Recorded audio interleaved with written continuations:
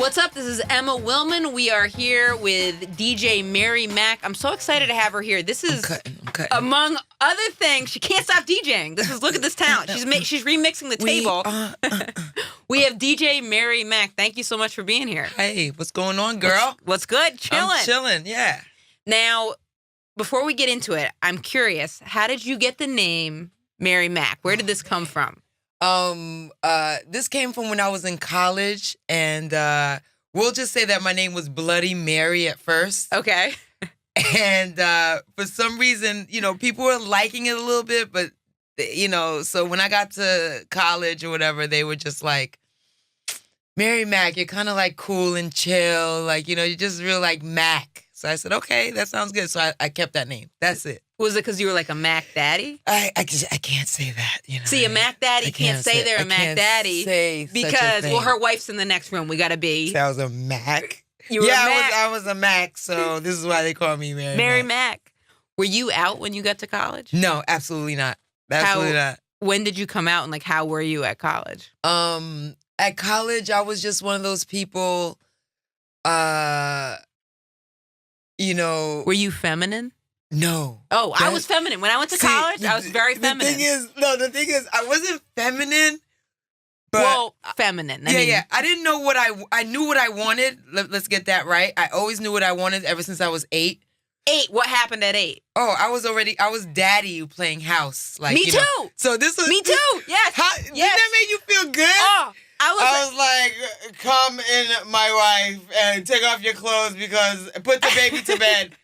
Put the baby to bed and let's... I was the same way, and I wasn't even like a good version of what a daddy would be. I'd be like, you're my wife, so crawl around and then cook for me. Not even a good depiction of a man, just a dirtbag man from the jump. Literally like, crawl around, and who's your daddy? And my babysitter's like, where is this coming from? This is really funny. Yeah, me, I was like a little sexy with it, like, hey, baby, let's put the baby to bed. You had swagger. But yeah, we had swag, because the girl's little sister was our baby. Right. So little baby Mary Mac. So, we'd be Macking like, from a young age. Yeah, let's put the baby to bed. So we put the baby to bed. And, I was kind of swagger, like, okay, like, take off your clothes. Like, because I saw romance because I was always watching these videos and stuff. So it was crazy. So whatever. So at 8 years old, you knew. 8 years old, I knew. Wow. I knew. I wasn't like, oh my God, do I like guys? I don't know. I just didn't know how to. I knew it wasn't right, but I just didn't know how to. I knew that someday I would be able to produce it, but when, I don't know. So you had that faith. You were like, someday I'll be able to be with women. Someday I'll be able to, produce it, but I just don't know how. So as I'm going through my years, of course, you fool around with your little boys and you're kissing and you're doing that. I did all of that. And did you know gay people when you were growing up? No, I didn't actually. Yeah. I'm trying to think. No, I came back from a Haitian background, so I didn't really relatives. I didn't even have like any gay uncles. Like a lot of American kids would be like, oh, I had this gay uncle. Everyone's got a gay uncle. A gay bringing aunt, their roommate 8 years in a row. A gay aunt. I'm like, I'd love to. I would have loved to maybe have something like that, but I knew nothing of that. So, wow. As I'm growing, I just kind of matured in my brain a lot. So, it was just one of those things. But yeah, in college, it was Mary Mac.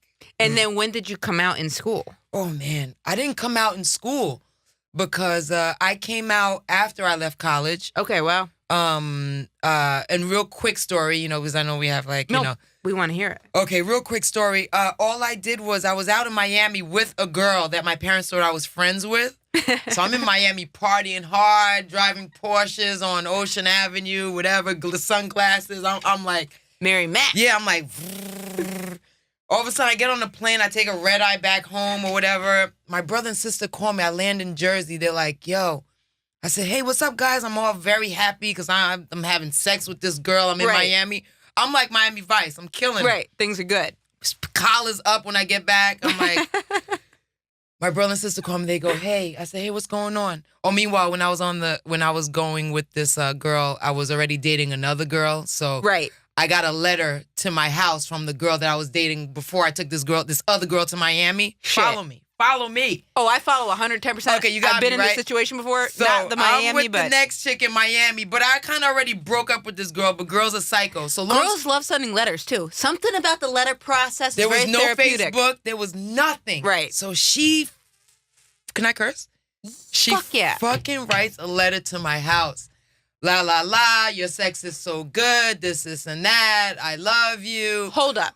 Sends it to your... Sends it to my house that I was kind of living in, but moving away. You know how you do the slow move out of your parents' house? Oh, shit. You're leaving your stuff at like your girlfriend's house, and Right. like your room is a little, they haven't seen you for 3 days. I was kind of moving out. So, wait, what was I saying? You're talking about how you're coming out. So you're coming back from Miami. So Your siblings call come back you. from Miami. My brother and sister call me. They're like, Mommy and Daddy got a letter at the house. Let me tell you why the letter's open, just so everybody can understand. The letter is open because I have the same exact name as my mom. No.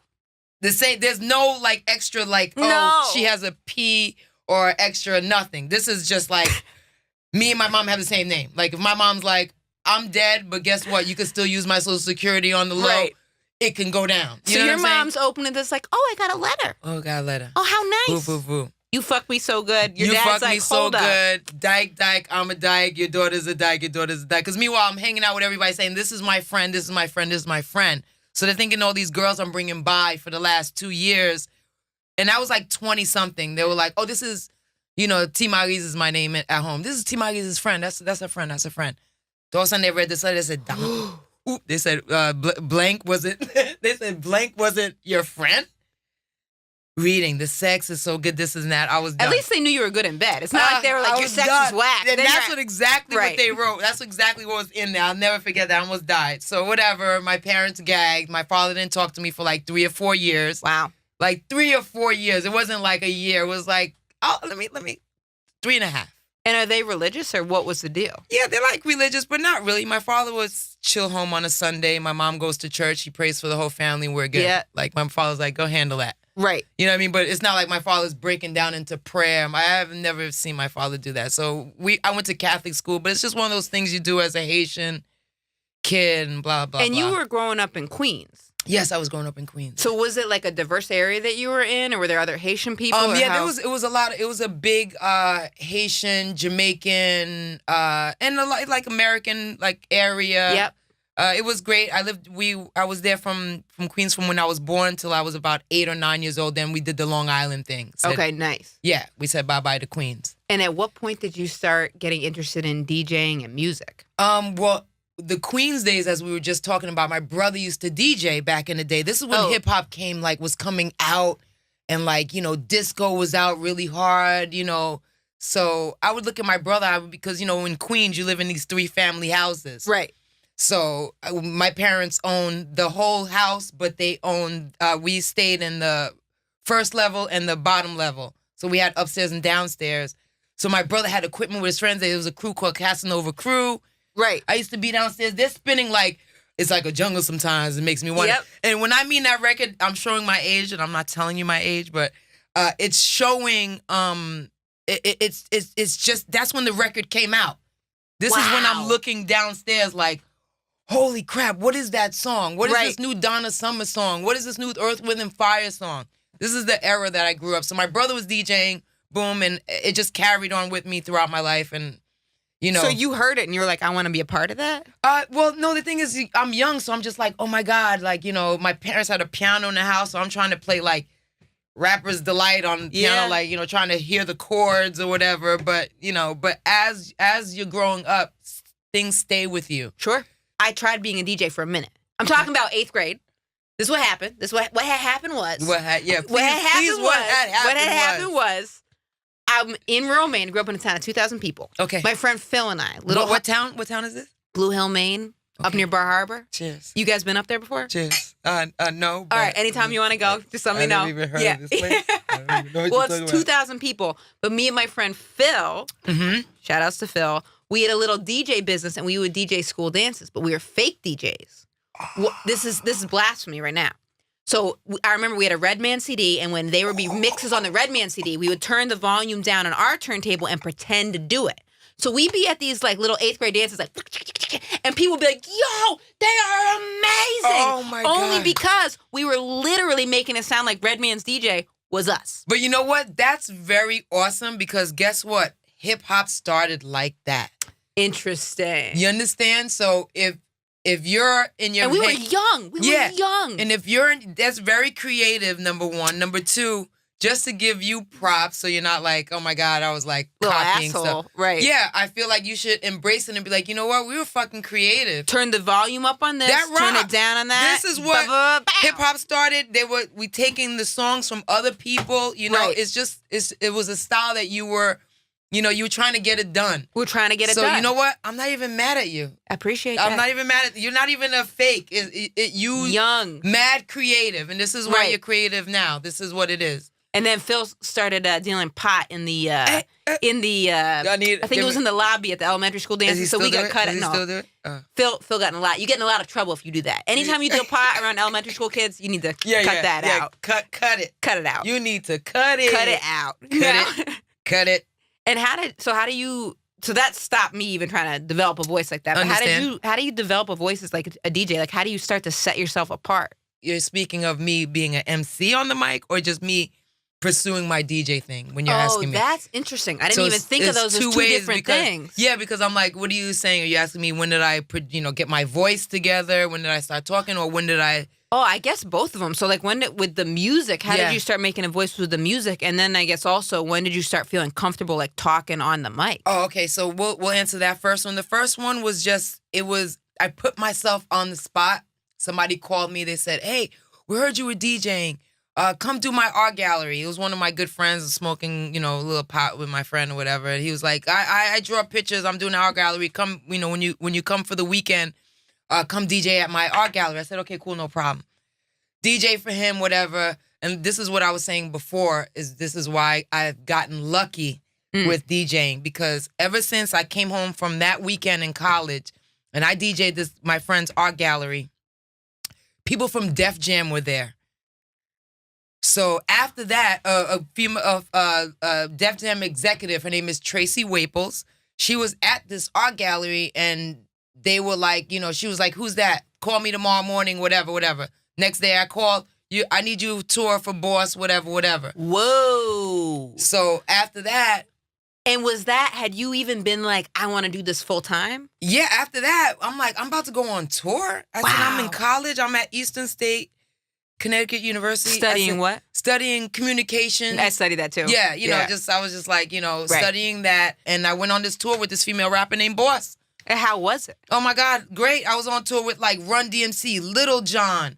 It's just so many. Little John was on tour with Run DMC? Like, it was just it was as her career was going, but I'm just throwing out the names. But at first, because Redman, like when you said Redman, I was on tour with Redman, Method Man. There was a big Def Jam tour. I was on this tour. Wow. Onyx, those groups, Slam, let the boys be boys. This era.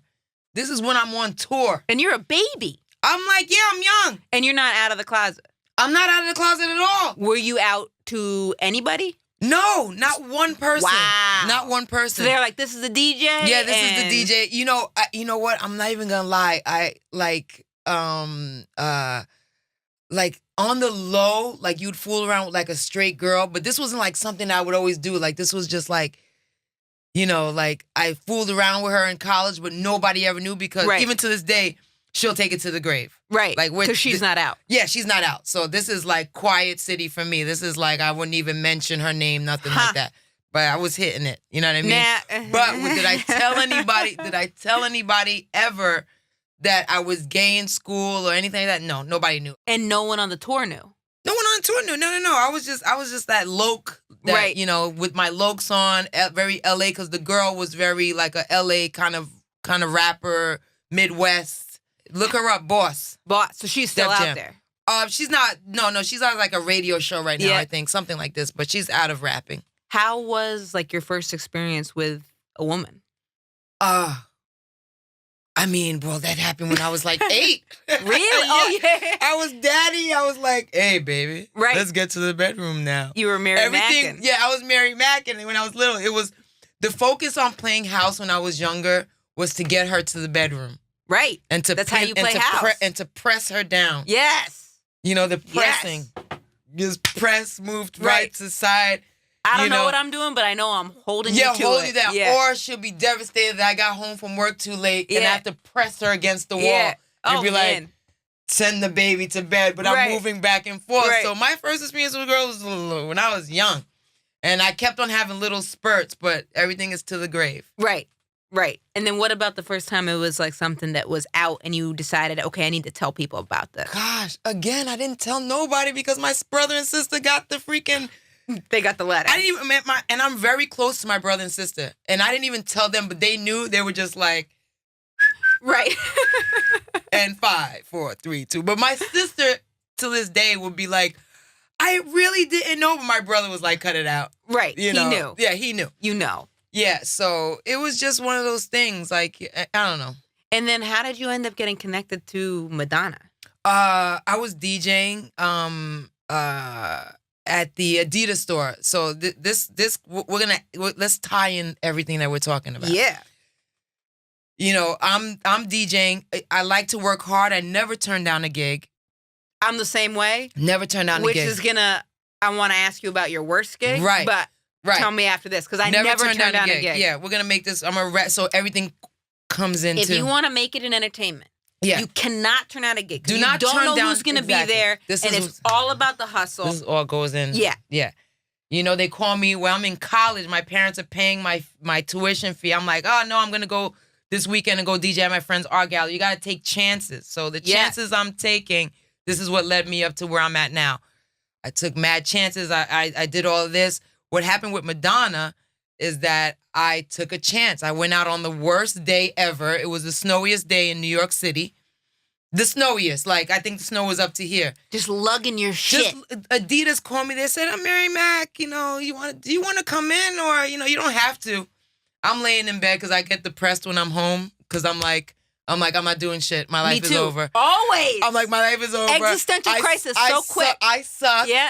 Why? I'm done in this town is what I told my wife the other day. That's the plight of the creative. Oh, constantly. Anytime there's a down minute, you're like, I'm cooked. I'm cooked. Doesn't matter what you got going on. I'm cooked. Cooked. Yeah, it's over. You know what? I'll tell you right now, I'm not going to make it. People always say, they go, you're making it. I go, oh, I'm not going to. It's over. It's over. I'm done. I'm through.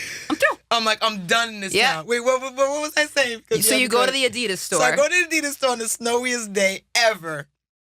And I was like, yeah, I'll come in. Just you know, because walking through the snow. I suck. I don't DJ for anybody. I suck. So I go in there. I'm DJing my ass off. For some reason, I'm like, sugar. Like, I am going in. Putting in work. They're like, yo, the employees are putting away sneakers. They're like, oh my God, Mary Mac is killing it. I'm a frequent DJ at Adidas, so this wasn't like, you know, this is why they were like, you sure you want to come into that? I said, yeah, I want to come in. Plus, but see, that's what it's all about. Performing like you don't know who is in the crowd. Exactly. Plus, I love my sneakers from Adidas, so I was like, I'm going home with like 3 pair because I used to get paid. People think I'm getting mad, crazy money. I get like 3 pair of sneakers for it. They give you an allotment. And however you choose to you know, hook that up, that's how it goes down. Anyway, long story short, boom, I'm DJing my ass off. I see this lady walking in. She has like a jacket like this on, but it's winter, so it's like more fancy. She has glasses on. She has a lollipop. And I said, that looks like Madonna. And I said, nah. Anyway, I'm cutting and scratching, you know, Run DMC, cut, Mary, why you bugging, I'm just going in. I said, you know, whatever. I said, it might be a rich white lady that's in Soho. Right. I said, so this is not even her. There's no security, nobody. Interesting that you intrinsically even called that out in your head. You know what I'm saying? Yeah. I said, that's Madonna. I said, nah. Yeah. But I said, it isn't. There's no way. So she's shopping, whatever. I always leave my business cards, another point. I always leave my business cards by the cash register. So she doesn't approach you that day? Nah. She's showing me shade. She's walking by me, showing me shade, walking by me with her lollipop. I was like, this fucking lady. This bitch. Whatever. If she's this, you know, I don't even care at this point. I'm like, shh. She leaves the store. I'm DJing. Barely anybody's in the store. Somebody keeps calling the phone. They pick up this register. They're like, hello. Some guy keeps calling. They're like, Mary Mac, you want to take this call? Somebody wants to hire you, whatever. So, yo, I'm working right now. I'm working. Wow. So she wanted it. She was calling you? She was calling. So she played it cool. She played it cool. Throwing you shade. She showing me shade, walking by with her lollipop in the air like, I said, wow. Rich white people in Soho, whatever. I'm not dealing with her today. And then she let her called get her you little up Adidas. while she knew you were working. Well, she knew I was working. She calls me, boom, boom, boom. I get home because, you know, I have my own management company and my wife takes care of everything. So management, like you manage other DJs? I know. I manage myself. My wife managed me. We put all the money back inside of us. By default, the girlfriend or the wife a lot of times turns into your manager. But it's just so perfect. So we have a company, so it all goes back in. So now I give her, you know, I'm like, babe, take this. I said, this, whatever. I said, some guy named Guy keeps calling me. Guy Ritchie. I don't know. I'm like, some guy named Guy keeps calling. Call this guy. She's like, hello. Even that you would have Guy Ritchie call and not an assistant's assistant. Because, you know, she got home. He's calling. Personally. Arigato to all the Japanese people. Yeah. Thank you for the sake. Okay, now. He's calling. So I give Cassie a number. I said, call this 323 number. I don't even know. And did any part of you think that this was Madonna? No, not one, not even nothing. So I'm like, all right. So she calls. I see her. She's calling. Hi, this is I'm calling for DJ Mary Mac. All of a sudden, I'm looking at Cassie. That's my wife. I'm like, I'm not doing no charity. Immediately assuming the worst. I said, I'm not going. I'm not doing a parade. As performers, we automatically assume that someone's trying to rip us off. You know, because it could literally be Guy Ritchie Kong, and you're like, you know what? I'm not giving it away. You know, and they're like, because I was in a slump. I felt like I wasn't shit. Right. You know, I was like, I'll go work for you guys at Adidas today because my life is terrible. Meanwhile, there's snowstorms going on in New York, so I can't work. Right. But I feel like this is the worst for me. So anyway, Cassie's like. She starts looking at me. I'm like, I'm not doing no charity. I'm not going to do nothing. Feeling like a diva. And I'm never diva. I love hearing this because it's so interesting to hear that other performers are like comedians. It's all connected. It's like it's sick if I'm not working. Anyway, we're going to get to that. Yeah. So Cassie's looking. All of a sudden, her eyes start getting bigger and bigger. I'm like, yeah. Fuck that. Yeah. She's like, oh, okay. She looks at me. She's like, Madonna saw you at the Adidas store. She wants you to DJ for her Oscar party. She just gave me a long sentence with one breath. I said, what? And that's when everything tied in. You're still like, well, I'm not doing it for free. Right. You know, but it's funny because Guy, you know, they're all family now. But Guy was like, he was like, you're just working in a sneaker store. Come on, like, you know, what does she do? What's so special? You know, he's trying to like downplay me, you know what I mean? But now he sees because, you know, he's always calling me. Guy, I love you. Wow. So what was it like that first Oscar party? Oh my God, it was amazing. I just came in and turned up. And another good point too is the reason why I have the gig going on still. Yeah, because how many years have you been with Madonna? I want to say since 2012 or 13. I'm not sure. Good for you. Something like that. That's a long time. You've seen her through a lot of ups and downs. Because her divorce from Guy was 4 years ago?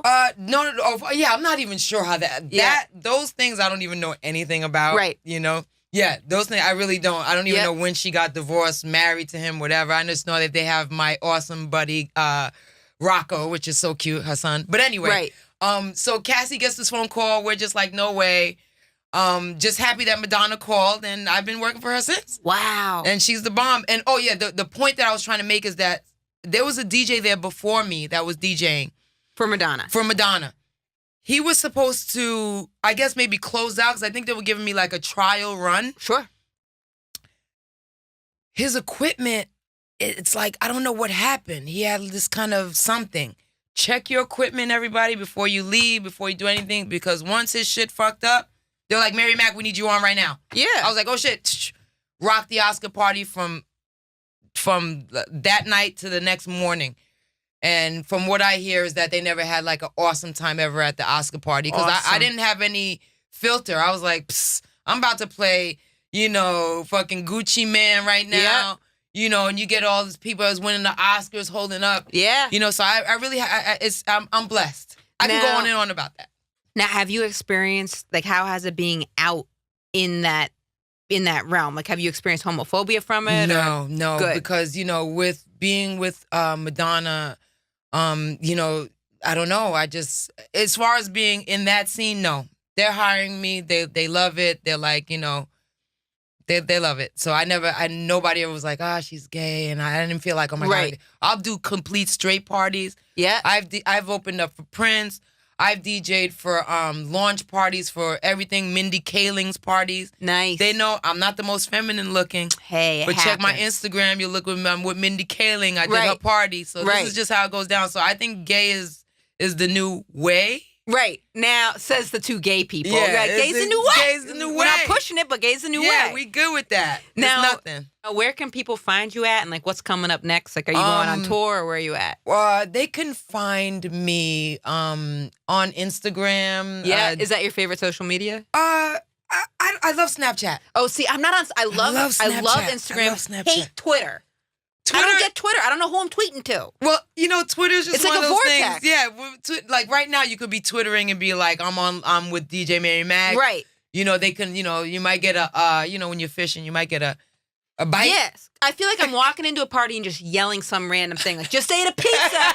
I don't know who or what I'm talking to. Instagram, I'm all about. You might not have an audience, but, once you start saying cool stuff, I'm not saying I have an audience. I'm just like, I'm DJing here, have fun. Yeah. Here's my picture from Instagram. Right. So I'm not really a talker on, unless I'm watching like His and Hers, like the sports show. Yeah. I'll Twitter like my Knicks shirt that's like from the 1970. Nice. When they were the champions. Nice. No, not nice. Back then. Right. Yeah, They're working on it. They're working on it. So, I'll Twitter little things like that, but, it's all good. But my favorite is Snapchat, by Okay, the so way. find you on Snapchat. What's your Snapchat? Snapchat is DJ MaryMac. And then website? My website Yeah. is DJ MaryMac at Awesome. Wait. No. Hold on. Let's get My it right. website is DJ Marymac 5star.com. And that's the number 5. 5star.com. Yes. Awesome. Yes. And then, like I said, on Snapchat, which I'm on right now. What's up? Right. Live Snapchatting. Yep. It's DJ MaryMac. Check us out. We got Boom. the cameraman right Yes. here. Go Magazine. Word. Awesome. Well, thank you so much for coming in. You're I can't welcome. wait I to had check a you blast. out DJing. Absolutely. Come check me out, homie. For sure. You got it. All right. And you got all the blessings from me. You're an awesome person. Yes. Thank you so much. Let's do it. Boom. All day. New power generation.